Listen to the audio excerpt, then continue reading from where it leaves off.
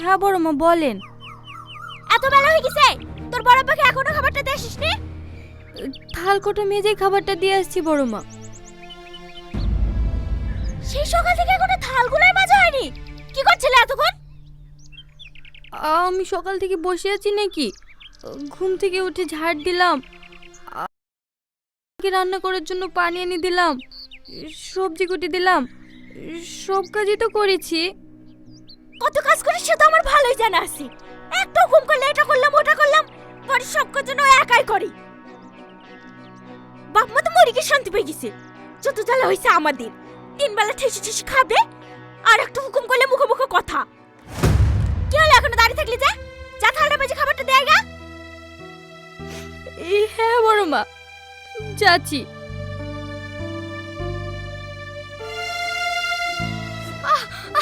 আমার লাগছে, লাগছে, লাগছে, আমাকে ছেড়ে দাও। কি হয়েছে রাকেশ? কি আবার হবে? ওই আমাদের কাছে কুল পাড়তে গিয়ে আমার গাড়ি কাজটা ঢাল মেরে ভেঙে দিয়েছে। 600 টাকা দাম কাজটার। 600 টাকা? হ্যাঁ, হয় আমার গাড়িটা সেরে দেন আর নাইলে 600 টাকা দিয়ে দেন। না না, আমি অত টাকা দিতে পারবো না। আমি ওসব কিছু জানি না। আপনাদের বাড়ির ছেলে ভেঙেছে, আপনাদেরকে টাকা দিতে হবে। আর যদি না দেন আমি আজকেই থানায় আপনাদের নামে কি মামলা করব। না না বাপ, ওইসব কিছু করতে হবে না। তুমি দাঁড়াও, আমি টাকা এনে দিছি।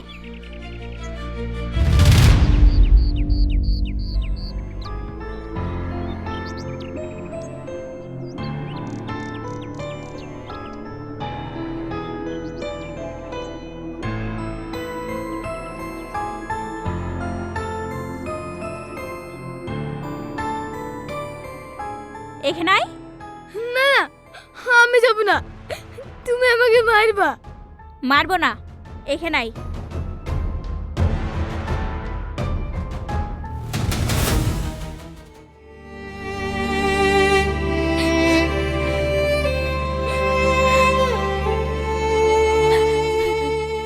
তোর কি দরকার ছিল লোকের কাছে ডাল মারার? কুল খেতে মন গেছিল আমাকে বলতি, আমি লেজি দিত কুল। আমি ঢাল মেরেছি নাকি? তাহলে কে ঢাল মেরেছে? রমজান।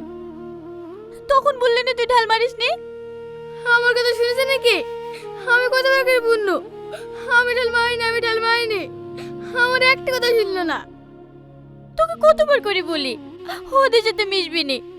তুই তো জানিস আমাদের আপন বলতে কেউ নাই, কিছু করলে সব দোষ আমাদেরই হবে।